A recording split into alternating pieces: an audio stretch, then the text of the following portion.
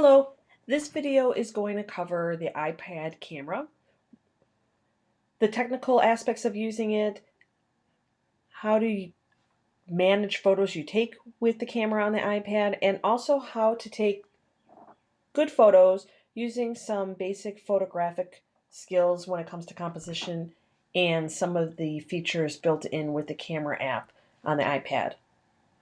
First, though, we need to look at the iPad and see where the camera is. So when you're holding your iPad and the iPad's in front of you and you're facing the screen, you're looking at the screen, you can see one of the cameras at the top, in the middle.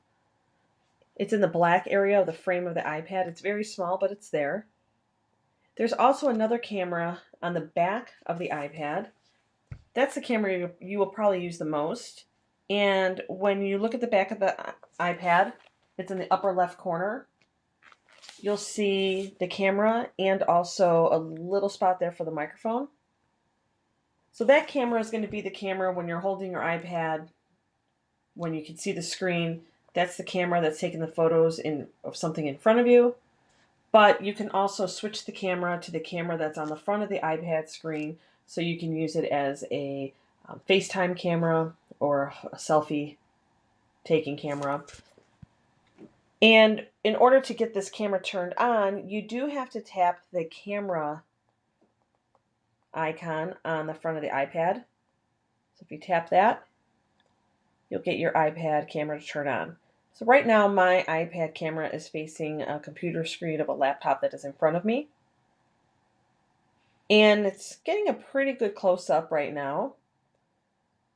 You also see a grid on my camera. You'll see this rule of thirds grid, and I'll go over that in a little while on how you use that. I'm going to leave that on. When you take the photo, that grid will not show up. But when you're looking at this camera app that's turned on, along the right side of the screen, you see some icons. The first one here says HDR. I tapped it, so you saw that once I tapped it, it turned yellow, and you see an HDR icon at the top. I'm going to untap that because that is not what we want. I'll go over HDR in a little while as well. Below that is your timer. So there's a little icon there with a icon that looks like a clock, a countdown. And when you tap on that, these are the options you have. You can have it turned off, which is off right now because it's yellow. You could turn on 3 seconds or 10 seconds. And what that means is once you press 3 seconds, let's say I tap on 3 seconds, and then once I tap the shutter is the white solid button, or white solid icon, I should say. You can see that icon. I tap that, and in 3 seconds, it's going to take the photo.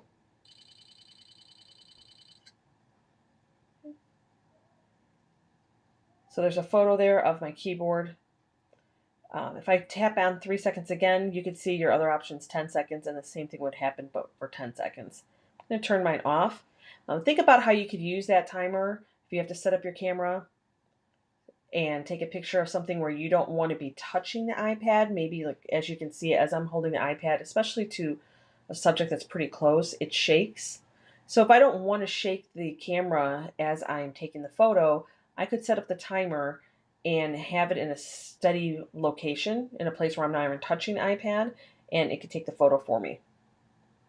Another way I should mention too that you can take a photo without touching the iPad is by using headphones. The headphones that come with the iPad, I don't find them very useful because they're not very comfortable for me to wear, except for the fact that one way I do find them useful is I use it as a shutter release. So the shutter is when you press a button on a camera, the shutter is what takes the photo. It's the old term for an older camera. But on an iPad, when you plug in the iPhone or the iPad headphones, those white headphones, there is a button on the headphones that allows, it pretty much works as a remote for the iPad. So you can use that to take the photos. Also, let's move on with these buttons along the right side, or these icons along the right side. Underneath that timer, that is the button to right below that, that is the camera where you can switch the camera. So right now it's looking at my ceiling because I reversed the camera. If you were holding the iPad and you reversed it, you're probably seeing your face. I'm going to tap that again and it flips back to the camera on the front of the iPad. Right below that camera switch is the shutter, as I mentioned. That solid white button is the shutter. If I tap it, it takes a photo.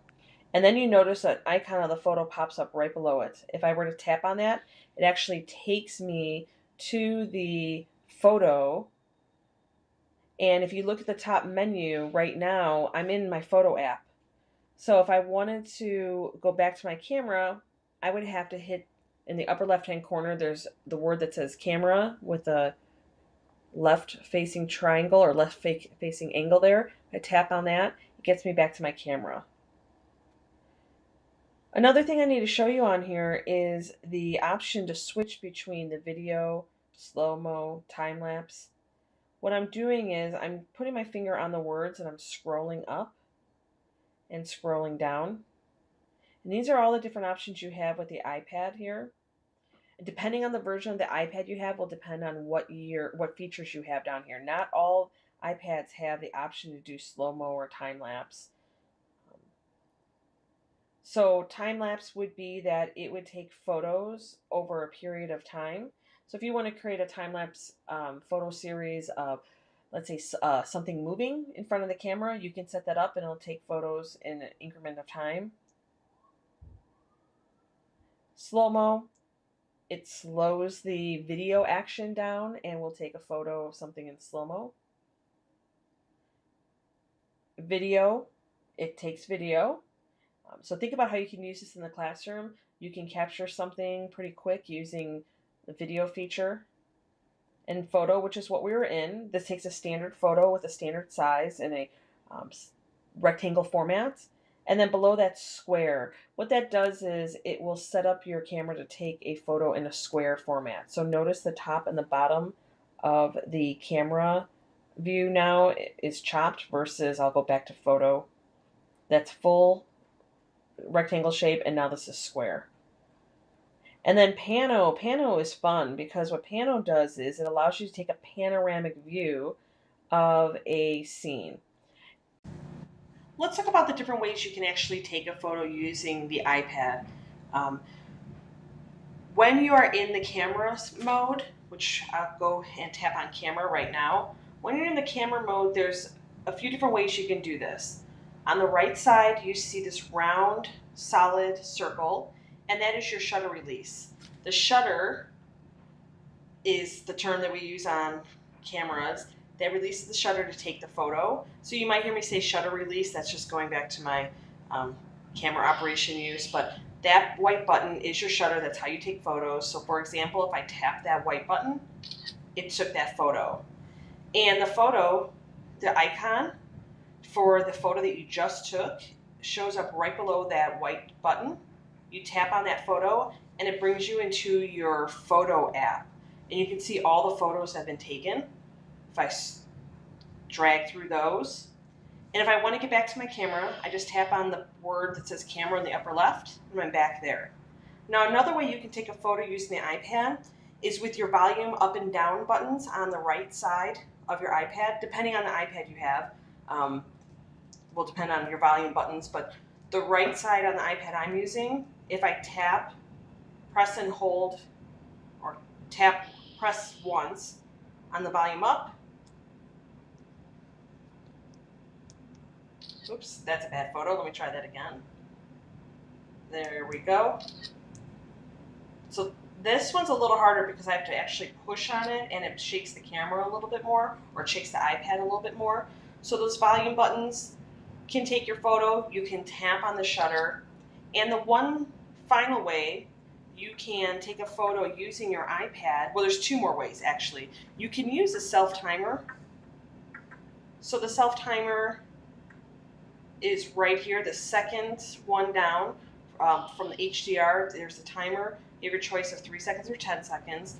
And then the final one I want to mention is the option to use the headphones that come with the iPad or comes with an iPhone, the Apple headphones actually have buttons on them for the volume up and down. That can act as a shutter release as well, and it can act as a remote shutter release.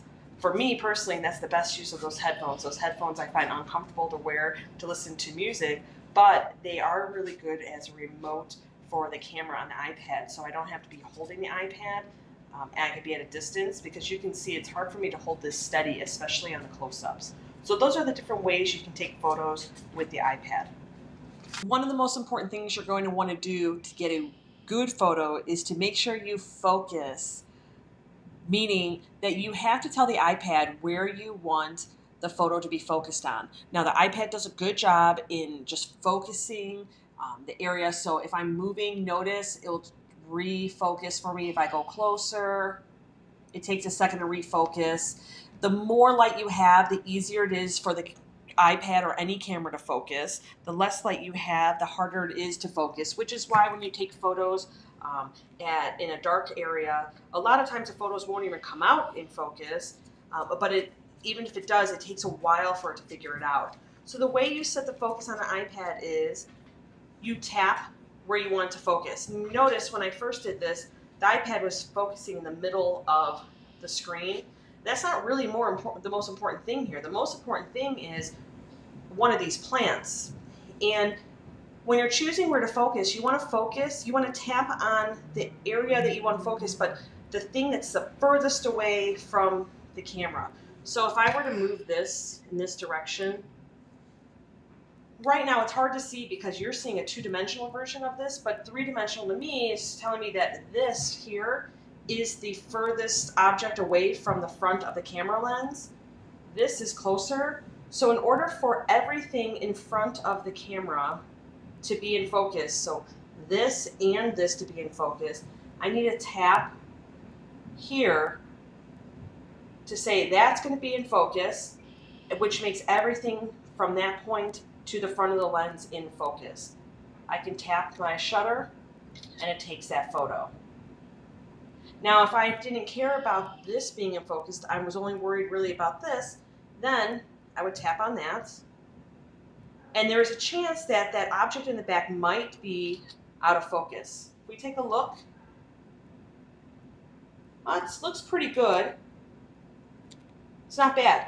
But there are times where that won't always work out for you, where the object is further back will be out of focus. So what's important here is that if you were taking a picture of a person's face, you want to make sure you focus on their eyes because the eyes are the furthest thing back on a person's face. If you think about it, their nose sticks out in front. If you were to focus on their nose, there's a good probability that their eyes can come out of focus. And the eyes are really probably one of the most important features on a person's face is the eyes when we take photos of them. So that's why you will want to make sure that you focus on a person's eyes. If you're not taking a picture of a person, but somebody else, or something else, I should say, make sure you focus on the furthest object away so everything from that object to the front of the camera will be in focus. Right now, I am zoomed all the way out, and I can get closer up or further back two ways. One, I can physically move my iPad further away and closer, which is actually better to do than using the zoom on the iPad. I mean, if you think about it, the zoom on the iPad or an iPhone or any camera is done mechanically with the camera. It actually distorts the background. If you have something in the background, the size will get out of perspective, out of proportion. But it's also just not as good quality. It's not computerized, or it will be computerized in digital. It's a digital zoom, which is not as good as physically moving your object back and forth. So we say zoom with your feet, but that's not always possible in certain situations. So there is a zoom, and there's two ways with the iPad, and there's two ways to do this. You can use your fingers, two of your fingers, and pinch or expand. So I'm taking my two fingers, pushing on the screen, and spreading the two fingers to zoom in. If I want to zoom back out, I am pinching my fingers together. Now, if you notice when I did that along the left side, there is that yellow round or the yellow circle moving up and down, which means that's a clue here that we can also use that. So if I tap on that circle to zoom in and out, do that. So that's how you zoom in and out. Now let's talk about exposure. Now, I'm pretty close, which means this shakes a lot. I'm going to lean my iPad up on a table. I'm going to push this back a little bit, reset it. Because when you get in that close, it's really easy to shake. Just breathing alone will shake your iPad. So it's pretty important to get some sort of, well, you can't really put this on a tripod, right? So you try to make yourself a tripod or put it on an object to lean it up against. When I say make yourself a tripod, you can use some books, a table, a ledge, something to steady the iPad a little bit. So now for exposure. Well, I'm actually in a not a very well lit room right now. The iPad is actually brightening this up quite a bit for me, which I'm thankful for. But you, the human being, has to tell the iPad, what do you want to do here? Where do you want the camera to focus, and where do you want it to set the exposure? So if I were to take my finger and tap in the upper area where you see the white wall, you tap, and that's going to adjust the exposure for what the lighting looks like there. Now I'm going to tap on the wood table in the bottom right corner, which is a little darker there. When I tap that, it's telling the iPad to compensate for that exposure. I'm going to continue to tap around the screen to show you, and you can see how it's trying to compensate. Now, really, I want to get a good exposure for the flowers, so I'm going to tap on the flowers. And you notice when you tap on the flowers that square pops up with the sun. Well, that sun will also allow you, if you tap on the sun and drag up or down, you can change your exposure that way. Now, if you have an iPhone, it's the same thing here with the iPhone. I'm dragging, moving it up, moving it down to set the proper exposure. This really comes in handy when you have, let's say you're taking a photo of a person and they're in a room that has some distracting background that's brighter than them. Well, it's going to create a silhouette for the person, which you probably don't want. So you can tap on their face and then adjust the exposure so the camera's exposing for their face and not for the background. So once more, I tap on my subject. That also sets my focus. Whatever I want in focus, if I want this leaf in focus, I'm going to tap on that, tell it that I want that to be in focus. If I want that green vase or the green pot that's holding the flowers to be in focus, I tap on that. Now I'm pretty close. This camera is not meant to be a super close-up camera, so if I back up, I might be able to get even a better focus. Also, the other thing that's hurting me here is that I don't have a lot of light, and photography is painting with light. That's the definition. You can't, without light, you can't get good photos. So really, it's all dependent on your lighting, and the lighting will also affect your focus. I'm going to go in a little closer. If I want that flower to be my main focus. Now, it doesn't help that I keep on shaking. That's why it's having a hard time focusing. It keeps on trying to refocus for me. But I'm like, okay, well, it has the focus, but it's a little too overexposed for me.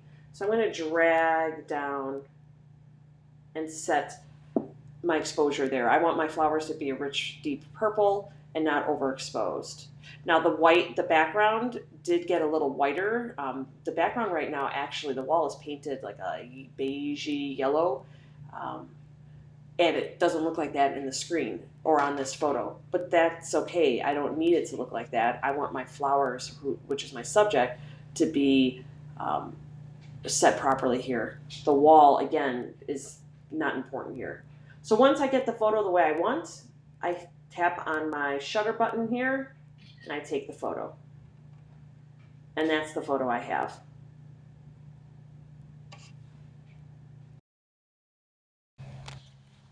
Now I'm going to show you how to work with panoramic photos on the iPad. In order to work with panoramic, we have to go back into our camera. So we tap on the camera app on the screen. And I am going to show you here on the screen here. Right now we're set to regular photo. I'm going to scroll through the choices on the bottom right. I'm going to go to Pano. And notice how the screen changes for Pano. Now I have this arrow with this yellow line. And the way panel works is you go from left to right, and you want to keep that arrow on the line. So it's giving you a guideline to help you keep the photo straight. And one tip I can give you about taking panoramic shots is positioning your body into where you want the photo to end. So when you turn your body, you're able to keep it steadier. When you get to the end, you'll be at your final resting point. So you can't see me doing this, but I am putting my body towards the right. My body's shifted that way, and right now my body's twisted to the left as I hold the iPad camera.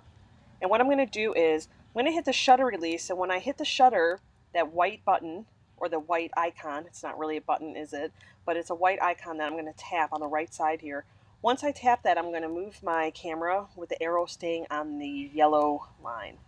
So I'm tapping it, the photo is ready to start taking, and now I'm going to carefully move. And notice I didn't keep the arrow right on the yellow line. It's hard to do, but the software does a pretty good job in lining things up for you. Taking a panoramic like this used to be a lot harder. You can see the garden's not quite ready yet. It's only, still April. Now I can end the photo if I want to here, or I can keep on going. It's not the best scene, but I'm going to hit stop there. So what that did was it took a panoramic, and I can see my panoramic with the little, right below the shutter button or the shutter icon. I tap on the photo and you can see how it took a panoramic shot. And you see I had more room to work with, but it gives you a panoramic view of whatever you're taking a photo of. And I'm going to go back to the camera. You can set up different scenarios, and you can set up how wide you make that shot. So let me try this again. I'm going to select the shutter, and I'm going to keep my arrow on the yellow line. And let's say I don't want it to go as far as I did. Let's say I wanted to stop at our beehive here, coming up, and I stop it there. So you can choose how wide you want that panoramic to be. I mean, you do have a width limit. Eventually, you're going to run out, that line will end. But I could go shorter than that line if I want to. Something to consider as your composition is to look at where you are standing and the lighting, because you notice you can see my shadow in the shot. So that's something I can change later, but you want to consider all those factors when you're taking the panoramic. Something else you can do with a panoramic, and I can't show this here to you because I'm on my own, but I'm going to try to walk you through to visualize this. If I had a person or an object, let's say if it was a person, and they started off on the left side of the screen, as I'm moving the panoramic, I can have them stand in the photo, and as soon as I move past them, because I'm moving the iPad to the right, I can have that person run behind me where they're not seen by the camera, and they can move and stand somewhere towards the right, let's say by the beehive here, and they would show up twice in the photo. You can do this multiple times. You can have them pop up 3 times in the photo. As soon as you move past the subject, they run behind you and they stand somewhere else in the photo. You could do that with another object, like let's say a red ball. You can have some fun with it, and think about what you can do with your students and have something fun that they do with that. Sometimes it could be a lesson that's about photo manipulation and how sometimes things just aren't real. You can maybe think of some sort of science activity that you do with this. I don't know. You're the subject matter expert for the subject that you're talking about or teaching. I'm just showing you the technical possibilities on the iPad. I want to go through a couple more features here. Burst mode. So burst mode, what that means is if you tap and hold your finger on the shutter and you hold it down, it will take a whole bunch of photos and it'll just keep on taking them for you. It's called burst mode. So imagine if you're in a setup where, let's say, I just accidentally hit that a few times. I hit that because on the right side of the iPad, there is a volume up and volume down. That volume up button is another way to take a photo.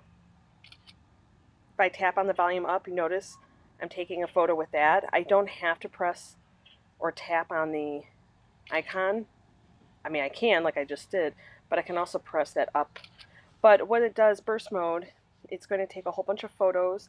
And if you have something that's moving kind of fast, or people are, a lot of people do this with selfies, right? They're taking photos with they're taking selfies, and they take a whole bunch in a row just to try to capture the moment properly. I don't have a fast moving scene here to show this, but I'm going to show where if I just hold down that shutter, it takes a whole bunch of photos. Now, you might have heard the shutter making its noise where it's taking multiple photos, but if you didn't, if I tap on the photo, the last photo I took, you can see all the photos just piled up there. Okay, so it takes a whole bunch of photos. Actually, you'll be able to see it better when you tap on the photo on the bottom here. Let's tap on that to see all photos. Let me go back.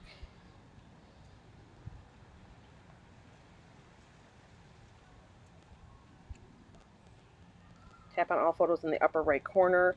You can see on the bottom here, there's the photo that showed the burst mode. You notice the very last photo on the bottom right, there's one photo icon, and then there's multiple photos stacked behind it. That stands for that shows that that's the burst mode photos. All the photos that were taken at that one time are stacked. You see this again in the second row above, or the row right above that, the second one from the right. That's because that's when I accidentally fired that off with my volume up button. So if I tap on the bottom one here, you can see in the upper left, look up from the upper left of your screen, right underneath where it says moments, it says burst, 17 photos. So it's saying that there were 17 photos in this series. Let me go back to that. Tapping.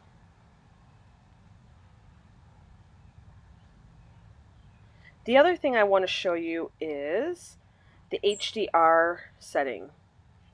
So I am now in my camera. I am no longer in the, oh, excuse me, I'm not in the camera. I'm in the photo app where I'm just viewing the photos. I need to get back to my camera.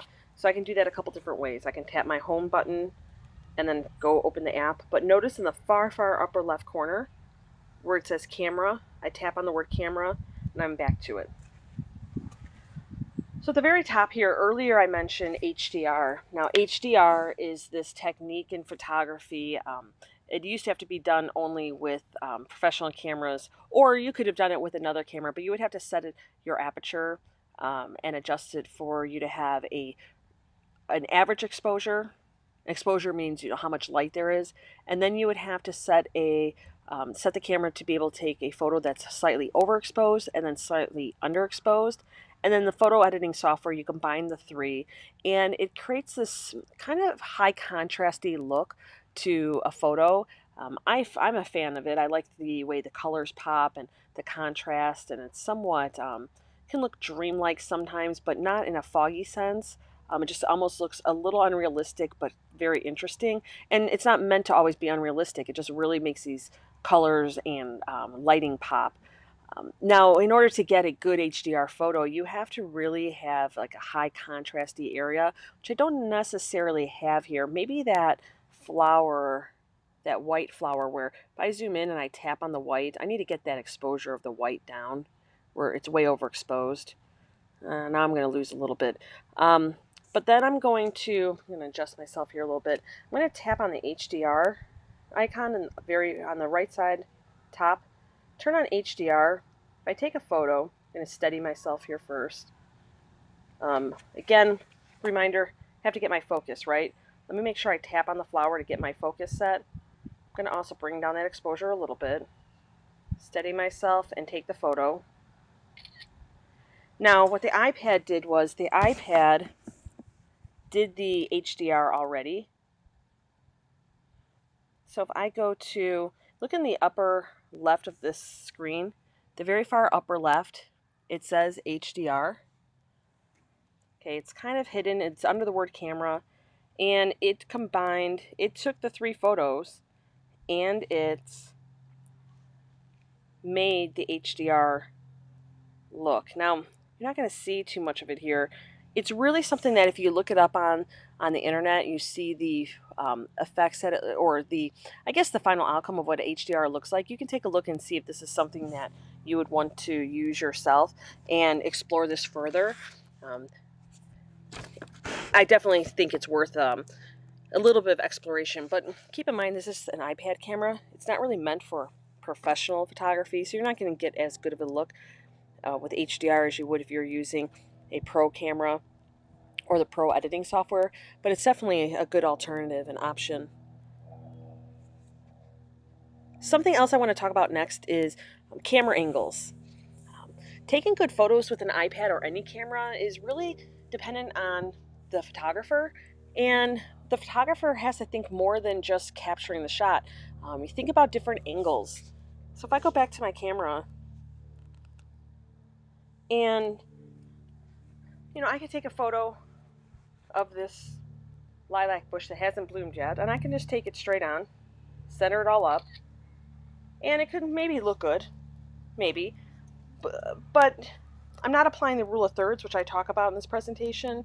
I'm not really getting an interesting angle, but there's more things you might be able to do. So let's say if I were to shoot from above, zoom in, maybe that's better. Shooting from below, can I actually have the iPad on the ground right now? And also think about going from one side to another. Okay. This is really important when it comes to teaching storytelling to the students. Different angles have different meanings. If you think about movies, you think about the superhero, the superhero usually stands taller than us because he or she is bigger than us, more powerful than us. Or if you're trying to have the superhero against the villain, if the superhero is winning, the superhero is usually standing above and the villain is looking up at the superhero. If the villain is winning at that time, the superhero is looking up to the villain. There's those subtle things in storytelling and movie making that really helps tell the story visually. And students, it's really helpful for students to learn how to break down that information and become media literate. But for photography, it really just adds a lot of different interest. Maybe sometimes you lie down on your stomach to take a photo. You lie on your back to take a photo shooting up. I'm going to move myself to a different area here. And you can see, I'll talk about more examples of how to take those type of photos. I'm going to go back to my camera. So here I'm just looking up on the tree rather than looking down. I have some flowers here. And with the flowers, getting down on the level of the flowers, that helps. That's a good angle. I'm going to change the exposure here. I'm going to make sure I focus. Tap on that flower. All different angles here. Notice how close I'm able to get. I'm a little shaky, I know. It's hard when the more you zoom in, the shakier your camera is going to be. That's why it's hard to get a good photo. But trying different angles, moving around. Sorry, I don't want to make you dizzy here. See my shadow. But don't forget to look up.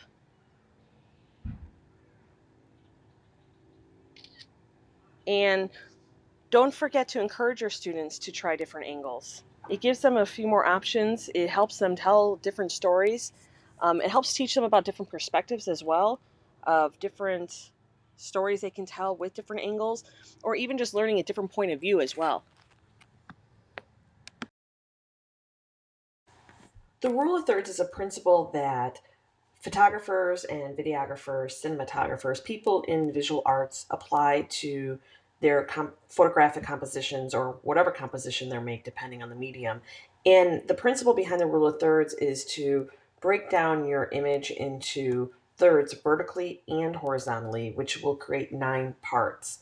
So if you see the example in front of you, we have a image that's broken down into 9 parts. And that grid, which is the grid that I had on earlier in the presentation when I was taking the photos, that grid, by the way, will not show up on your photographs when you take them with the iPad. It's just a visual guideline for you, and I'll show you how to turn that on and off in a couple minutes here. But that grid helps you provide a guideline for yourself to be able to line up your elements in your composition to apply the rule of thirds.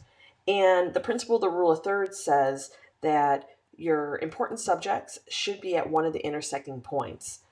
I'm going to show you the grid here, and here's the intersecting points. So the subject should be placed on one of those, depending on the composition you are trying to achieve. So in this example, you can see that the bee is kind of on both of them, but since the face, the eye, is a pretty dominant part of this bee here, you can see that that is on one of on the upper right intersecting points. And there are more examples. And as you can see here, on the iPad, all I did was type in, using Google, rule of thirds, and there are a lot of websites, even videos that can help you understand this concept if you want to see more examples. And I have another example. Here is an image on this website. It's an iPhone website, or a website that shows how to do iPhone photography, which could come in handy if you're looking for more resources after this video. And here's an example with the grid place on top, how the rule of thirds was applied in this case. It's supposed to pretty much, the principle says, like, don't put your main subject in the middle of the frame. It's just not very interesting. It's not very well balanced it's not well balanced in a lot of situations, but there are times where you will find that putting your subject in the center works really well for you. This is just a principle. They call it the rule of thirds, but of course, you can break that rule. Now, there is more to this rule when it comes to landscapes. So here's an example. Imagine that grid across this landscape. In a landscape, the rule of thirds, the principle says that you should put your horizon line either on the bottom line or on the top line. So in this example here, the horizon line is going along the bottom third. So imagine there's the imagine a grid on top of this photo, the rule of thirds grid. It's along the bottom line. This principle alone will really help you with your landscape photography, and it helps you create a better balance. It's very common for people to take a photo of, let's say, a beach, and very commonly they'll put that horizon line right in the middle of the frame, which is not very interesting, and it creates like this bisect of the photo. It divides the photo in two, and it looks a little odd. Another important thing when you're dealing with horizon line, and this is where that grid helps on the iPad, is that it helps you keep that line straight. It's really important to have that line be straight. It's hard to edit that later on. It takes extra time. So if you could do it, take the photo properly when you're taking it, there's less editing to do later. So if you use that grid, you use that bottom third line to help you line up to keep your horizon line straight, and you can create a good balance. In this case, putting the horizon line along the bottom helped us be able to see more of the sky, and the sky has a lot of interesting texture there with the clouds. So in this case, it's really nice that we were able to see more of the sky. But you could also move your landscape to have the horizon line towards the top third of the image or the composition. So here's an example where the horizon line is along the top third. And then in this case, we get to see more foreground, and the foreground in this photo is very interesting. The sky is interesting as well. I probably would have taken two photos here, one with less foreground and more sky, and then one with, like this example, more foreground and less sky. But notice how the rule of thirds with horizon line is applied in both of these photos. Now, one last thing I want to talk about with the rule of thirds using the website examples is portraiture. When you're taking a photo of a person, you can really improve your composition by applying the rule of thirds, even with a portrait. So if we look at this photo here, it's a very interesting photo with the balance that is used. So a couple things here. One, the horizon line, or excuse me, not the horizon line, the eyes are on the top third line of the grid. If it was towards the bottom third, the chin would get cut off and part of the nose, probably the mouth. That would not look good. It's okay to cut off part of the top of a person's head. They do it in video work, they do it in photography, that's fine. But in regards to the bottom half, you usually don't want to cut that off. So the first thing here is noticing the eyes on the top line. Also, notice how the subject was placed off centered and was off to where on the left side here, and it also applies the rule of thirds in that way. Another example, if we're looking at a vertical portrait, this is where the subject is more centered, but notice the eyes are on that top line.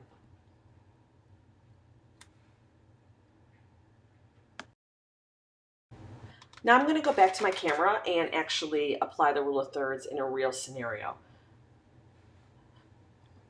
From your iPad screen, you can tap camera to get back to the camera. And let's look at the grid and my subject here, which is the bowl of oranges. And if I have it centered, this doesn't mean it's a bad photo. I can take the photo with it all centered, but that would not be applying the rule of thirds. There are a few things I can do. I can move this and have this at the intersecting point, the upper right, intersecting point, the bottom right, or I can do that here or here as well. I might also have to turn my camera horizontally to achieve a different look. Notice I can move this using the grid all different directions. You also might have to zoom in to be able to achieve what you want.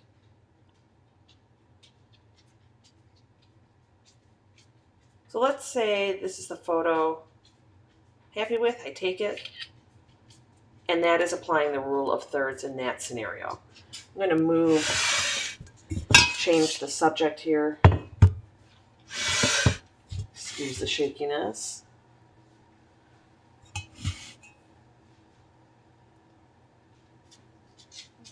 And here, if I want to apply the rule of thirds,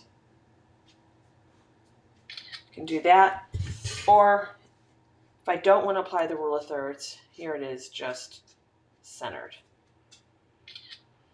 Now, if I had a landscape scenario here, I'd be able to show you that, but I don't really have a landscape to show you here.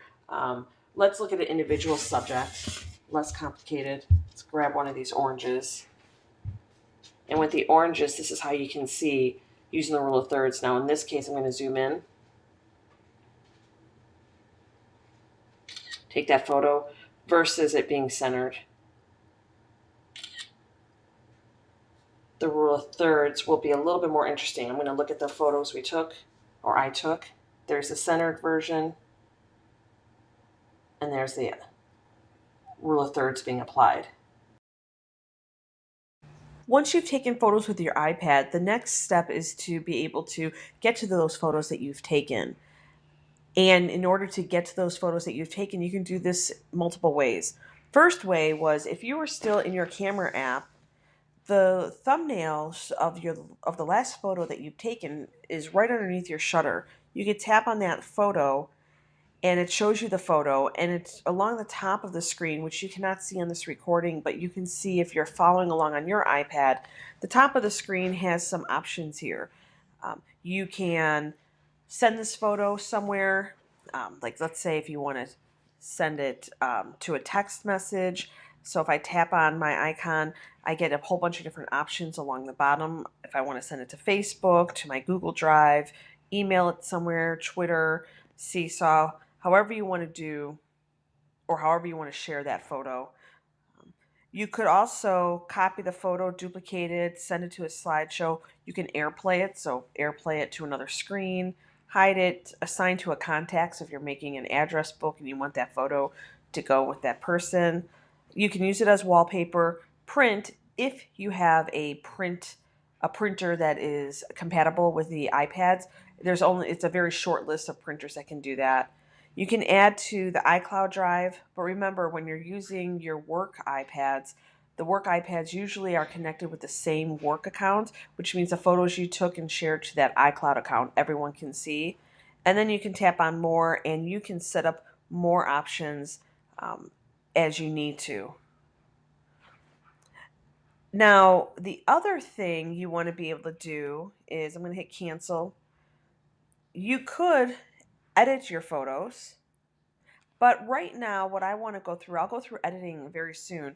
I want to go through how you organize your photos and get to the photos you're going to want to work with, maybe to share them or to edit. So I'm going to tap on all photos in my upper right corner, and all photos brings me to my photo app. If I tap on collections in the upper left hand corner, that's a way to get back. It breaks it, it keeps on going backwards. This is the first step. It breaks your photos and organizes them by year. Let's say if I want to go to my 2017, I can just tap on any photo in there and it pops up, and then it goes down by date. Okay. If I tap again on an individual photo, it brings me to another level here, and now it goes by the days. So I went from years to the months, now to the days. But that's not exactly what I want to do yet. I want to show you how this is organized. Look at the bottom of your iPad and notice that it says the photos. Photos is blue right now, and that photos, that's showing you all your different photos. You can also go to memories, which this is a new feature. I haven't played around with it too much, and I can show you that in a little bit. You will have to explore that a little further on your own. This is very new. Shared means that these are the photos that you've shared to the iCloud. Again, we all share the same iCloud if you're using a work iPad, so I would be careful with sending those there. Albums is another way to organize your photos using the iPad app. Now, if you look at the albums that are already here, I haven't created any albums. These are the albums that the iPad made as I was taking the photos. So if you look in the top left, the camera roll, 44 photos, those are all the photos on the camera roll. There's nothing in people and places. None of those were assigned by me. There's 3 videos, 1 panorama, 1 time lapse, 2 slow-mo, 2 bursts. 2 bursts where when I was holding down the shutter and it kept on taking a whole bunch of photos in burst mode. And then it actually shows my deleted albums. So it's not totally deleted yet. Now, let's say if you want to organize your photos into albums, it could be helpful, especially in a classroom, that you organize things into albums, or you show your students how to do that for an assignment or a project they might be working on. Otherwise, the photos are all over the place. This is really easy to do. You could, in the upper right-hand corner, tap on Edit, and you can go to the plus sign in the upper left-hand corner, and you can make a name for a new album. Let me tap on, I'm going to type in flowers, and I'm going to tap save. And then what happens is it jumps to my camera roll and it lets me choose the photos that I want to add into that album. So let me select, I'm just going to tap all the different photos that I want into that album. Now let's take the metal flowers as well. So those are our flowers.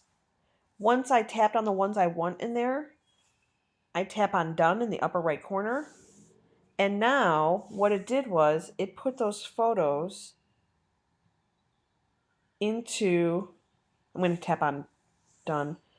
It put them into the flowers album.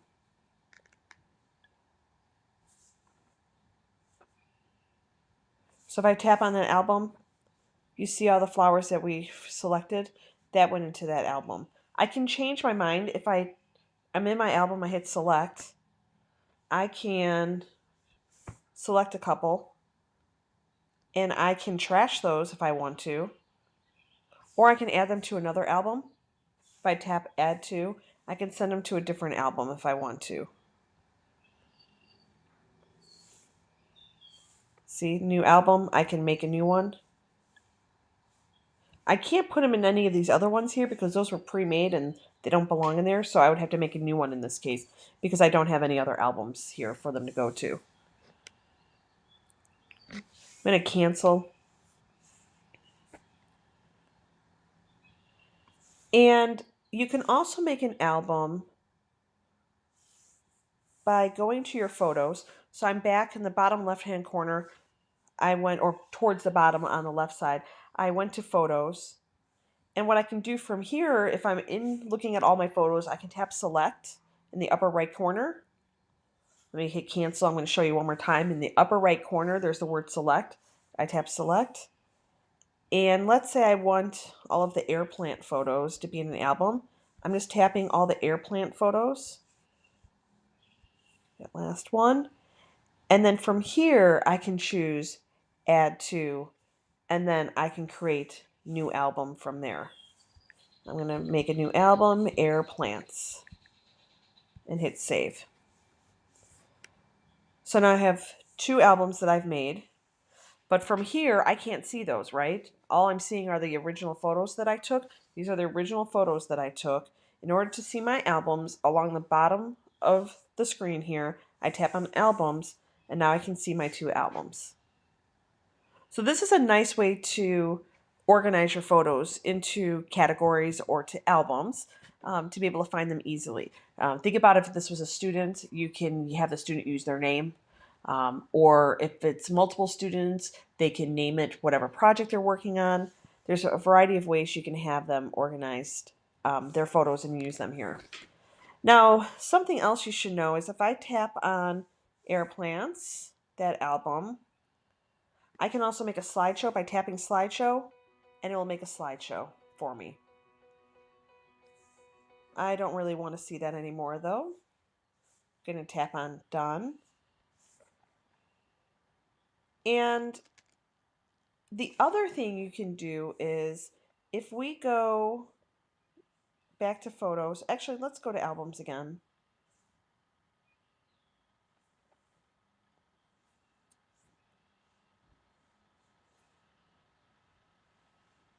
All right, let me show you what I did here. I went to the photos, or excuse me, I was in albums. I tapped on there's a triangle or right angle arrow, excuse me, right angle arrow in the upper right corner under the word select. You see that arrow that points to the right? I'm going to tap on that. And you get to this area where you can choose to add to memories. And when you tap on add to memories, what that does is it takes these photos and puts it in this thing called memories. All right, so this is that new app. And what memories does is it makes a movie or memory of your photos. I'm going to show this in a different way as well. If I am in photos, the bottom left, tapping on photos, and I tap on that angle, that right angle in the upper right corner, that right arrow, notice this thing that says April 23, 2017, there's a play button. If I tap on play, what it's doing here, it's making a movie for me. And it took it and it put a title on there, and it took all the photos that was in that folder and in that album, and it is making a movie. And that movie is actually, it's called a memory. It's actually editable. You can choose different songs. And right now you hear a song playing. What you can't see though is the screen that I have. I can't show you this on this video for some reason, but it will actually allow you to edit it. And there's some resources online that you can find where it shows that you can choose different music. What I'm going to do is I'm hitting play again, and on my screen I'm tapping on it, and I can choose different songs. And I can also choose to take some photos out of there. Again, I encourage you to look this up on the internet, on Google. Perhaps you can go and search an iPad memories, or how to edit photos, or how to edit movies on iPad memories. Something like that could help. Again, it's a new feature. It wasn't part of this original class. So I want you to explore that on your own and see what you can find. See if you can find it useful. You can make a pretty quick video for yourself. Let's look at some more of the organizing tools here. When we are in albums, I can tap on show all in the upper right, and it'll show all the photos, because before it was just showing a summary of the photos.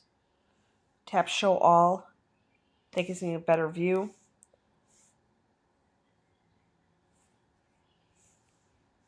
And in the upper left, if I tap on albums, it lets me step back to find my beginning point, because you see now I can see my other album here.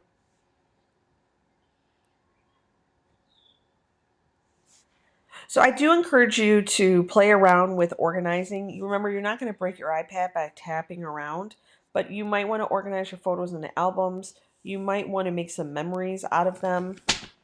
You might want to use the shared feature for Google, or excuse me, not for Google, for the iCloud. But let me go over, let's say you have a photo that you want to send to somebody. Let's look at what that looks like. I'm going to tap on this photo. And on the top of my screen, you can't see this on my video here, but you can see it on your screen. I'm going to tap on this go to icon, which is this box with an arrow that points up. And when I do that, now you can see what I see. This is where you can send your photo. I've talked about this very briefly a minute ago. This is an important feature, right? In the classroom, the students have taken photos. Now you want them to send them to you possibly, or do something else with them. Well, at Waukegan, you have, for the lower grades, you have Seesaw. You could send them to your Seesaw by tapping on the Seesaw app. And then um, this is the preset Seesaw characters. I don't use this app, but for those that do, you know how to use that from there. I'm going to tap on this photo again. Come on, it's not cooperating. There we go. And I'm going to tap on that go to. It's an action icon. I say go to, but it's called action. The rectangle with the arrow. It's like you want to do something here. It's an action. I could send this to my email. If this was my personal iPad, I would be able to set up my email account, but this is not my personal iPad. You could send it to notes, where it makes a notepad, like a note sheet, where you can have the student write up some other things as well. And same thing with Facebook and Twitter, you'd have to have that set up. Something that I think might help you quite a bit, though, is sending it to the drive, if you have the drive set up on here. Another way to work with getting your images sent to where you want to go is by tapping on the word more. And this is your list of options of different apps to set up to be able to send your photo to. If you're really struggling with how to get your photos or the students' photos off the iPad, this is a good time to talk to your IT person to see how your school has it set up to be able to share the photos, whether or not you can set up your Google account on here, or the Google Classroom, whatever you're using. The IT person or the person in charge of managing these iPads should be able to help you with that. Now, the other thing I want to go through is how to edit your photos. So now we have to get into the area to actually select a photo that you want to work with. So what I'm going to do here is hit the word cancel in the upper left hand corner. And now I am back in the last photo I worked with. Now, you could do this from the photo app that we're still in right now, or could have done this also from the camera. If I was in camera, like I am now, the last photo that you've taken is the thumbnail underneath the shutter. And I can tap on that, and you can't see this on the screen in front of you, but if you're following along on your iPad, you can see this on your iPad. Up at the top, there is a icon that stands for edit. It's the second one from the right next to all photos. It has 3 lines with some circles on there, and you tap on that, and you get your editing features. The other way to get to this is I'm going to tap on cancel in the bottom left. I'm going to go back to my home screen by tapping on my home button. I can go into my Photos app, and for my Photos app, I can select a photo. And from here, up at the top, again, you can't see this, but you can if you're on your iPad. The second icon from the right gets to your editing features. And along the bottom, you can see here, you have different editing features. The first one looks like a wand, and that wand is called Auto Enhance.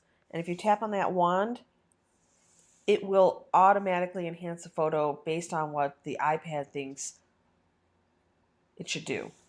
So you notice when I tapped on that, it lined up the photo a little bit. I can tap on that again and it takes that feature away. So notice I'll tap on it one more time and turn it on, and it auto enhanced the photo. Then you have the option to crop and straighten the photo. So if you took the photo crooked, you can straighten it here a little bit, and you can also crop the photo.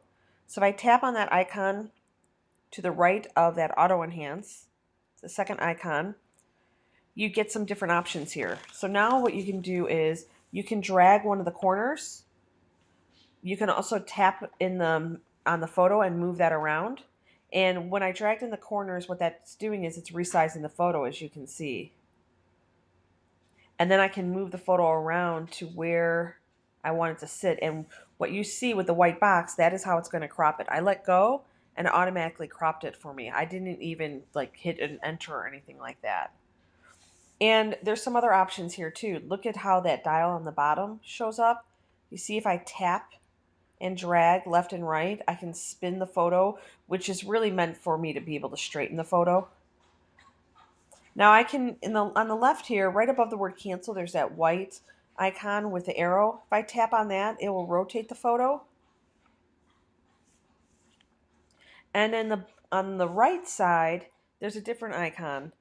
I can tap on that and it changes the aspect ratio of the photo. So if I want to change the aspect ratio or go back to my original from here, that's the original aspect ratio, I can do that. And I can also get back my crop. See how I got my window back here to be able to change the cropping, move the photo around. So when I tap on the photo, that's where I get my options back to be able to move the photo a little bit and to change the size I'm working with. I can also tap on the word reset on the bottom, and it resets it to the original. On the bottom right, there's a yellow word that says done. I can tap on done, and it saves the photo with the settings you just chose. Now I got out of my editing feature, so I can go back to editing by tapping on that icon at the top. And notice now you see the word in the bottom right, it says revert, it's in red. That means you can revert back to the original photo. So if I tap on that, it gives me the option revert to the original, and there's the original photo again. So you didn't lose your original, you modified it, and you can go back to the original if you need to. I'm going to go back into edit so we can see our other features here. To the right of the crop and straighten, you have your filters. Those are those three circles. You tap on that, and these are the different photo filters you can apply to your photo. You can just tap on them and see what it looks like. It actually shows you a little thumbnail of what it will look like. Sometimes you want to see the bigger view. Let's say this is the look I want to go for. I can select that and hit done, and that's how my photo looks. I can go back to the editing features again and add some more editing to it. But do you remember how you can go back to the original? I go into my edits, and then in the bottom right corner you see revert. I can revert back to my original. Let's give it a second here. So there's my original. I can tap on edits. I can go back into my filters. And let's say if this is the filter I want to use, I don't have to hit done and go back out to re-edit to be able to manipulate with these other features. I can just continue on by tapping on another icon here to do some more editing. So I tapped on the one to the right of that, and that one is our smart, it's like an editing tool that can change your lighting and your color. So if I want to, let's see, it's in color right now. I can change it to black and white, and it shows you all different versions of that black and white. Has that little bit of an x-ray look, solarization look. I can go back to color if I want, change my coloring. Notice I'm just moving this back and forth. I can also change my lighting. So this is where you can change your exposure of your photo. So you see there's a lot of editing options here. Now when I was in light, let me go back to that. I did that kind of quick. When I'm in light, there's these 3 lines with the dots to the right of it. That is a symbol that shows I have more options. So I'm going to tap on that, and I have I can play with my highlights, or I can tap on that and play with my shadows. Now this is not really showing up very well here because I did a lot of manipulations to this. I'm going to go back one to my filters. I'm going to change this to none. And then I'm going to go back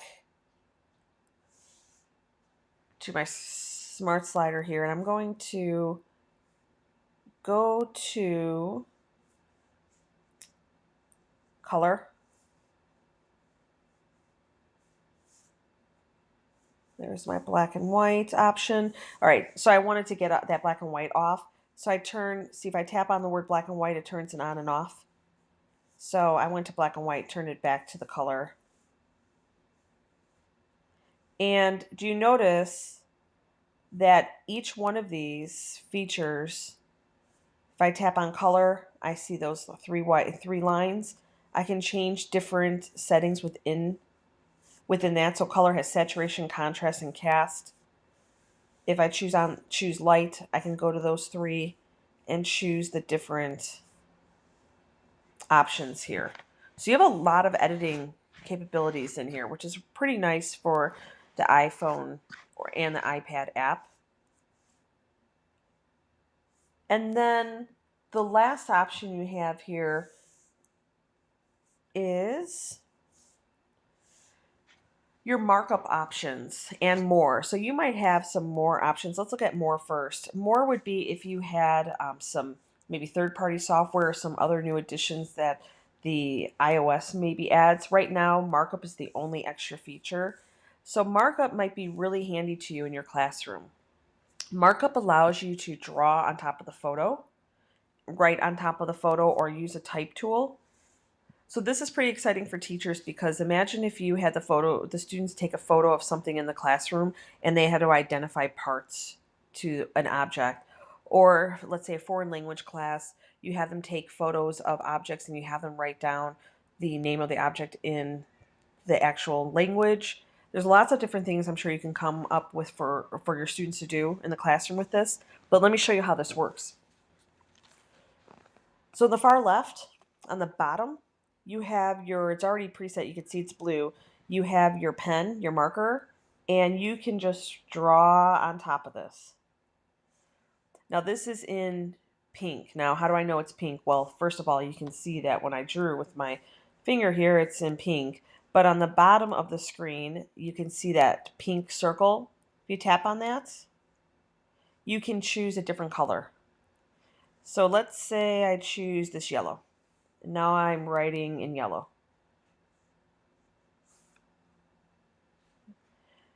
Something else you can do here is, if you notice, I'm going to skip over one of these options here. I'll get back to it. On the left side here, the third one, it's your type tool, and it's pretty much your text tool. Notice when you tap it, the word text comes up in the middle here. I'm moving it around so you can see it. You can type in whatever you want. So let's say I'm going to type in the word flower. And when I'm done, I tap on done. I could go back to edit it if I need to edit the word. If I tap on the words again, it allows me to duplicate it or delete it. Now, one of the problems here is that type was pretty small, right? So notice, let me type in the word flower again. I don't need the word text there. I'm going to tap on done. On the right side here of your screen, at the bottom, you can choose different type size here. See how I'm dragging? I can align it to the left, center, right, or justified. And I can change the fonts to the fonts that are here. It doesn't seem like there's a ton of options here, but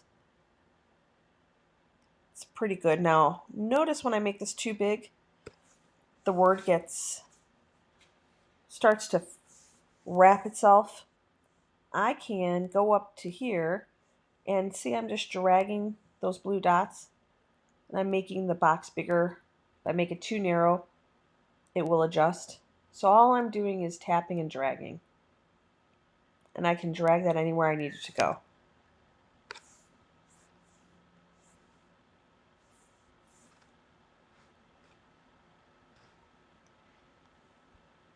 Notice I had that box selected and now I went to my colors and I'm changing it to different colors. I need to be able to see this better.